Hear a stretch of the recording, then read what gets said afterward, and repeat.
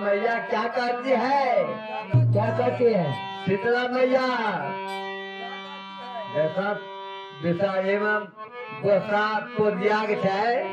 और शायद देवता में शीतला मैया है गोसा इनका बाल बच्चा नहीं थे बाबू,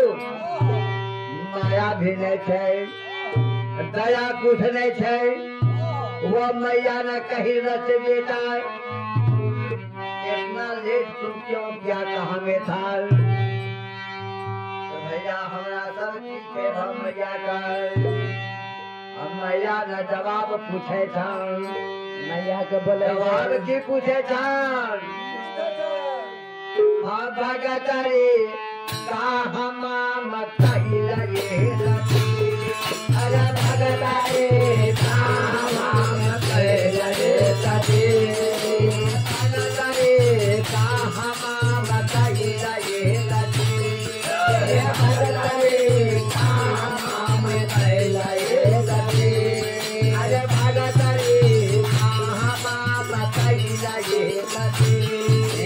भगतरी का हम कही लगे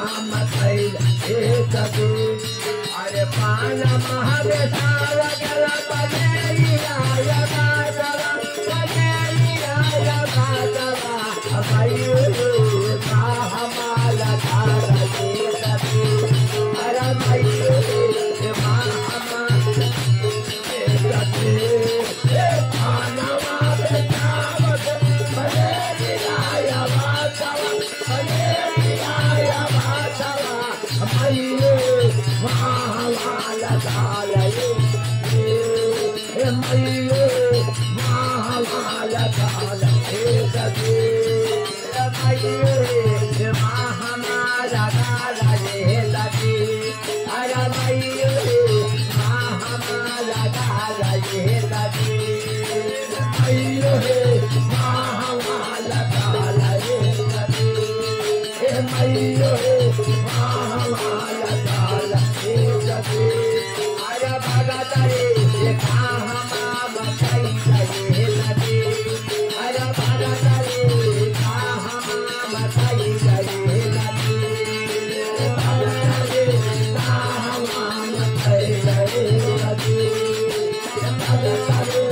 कहाँ हम बताई लगे लगे अरे अलग सावा गवा बसेरी आया बागवा बसेरी आया बागवा मैयो माँ हमारा गाला ये लगे अरे मैयो माँ हमारा गाला नारियल से चावल बसेरी आया बागवा बसेरी आया बागवा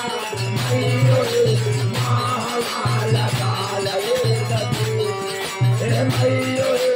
माँ हमारा गाला ये लगे माँ हमारा गाला ये लगे मैयो माँ गाला ये लगे मैयो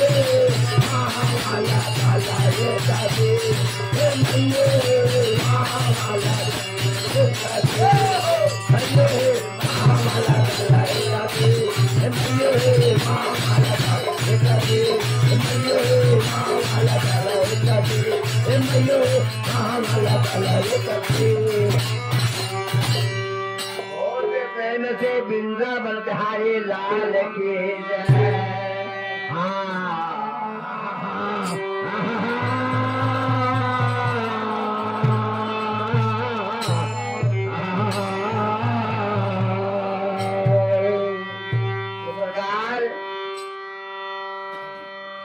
अभी तो हम लोग बैठे हुए हैं किनका मन में क्या है किसका निशा कहाँ गया है खुद परमात्मा ही जाने और हम लोग नहीं जानते हैं कि हरा है या लाल है कि पीला है कि उजला है भैया देख नहीं पाते हैं तो मैया का कहना है बाबू क्या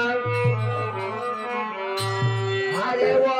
हार नारी लोग ना करो हो नारी लोग ना करो है नारी लोग ना करो नारी लोग ना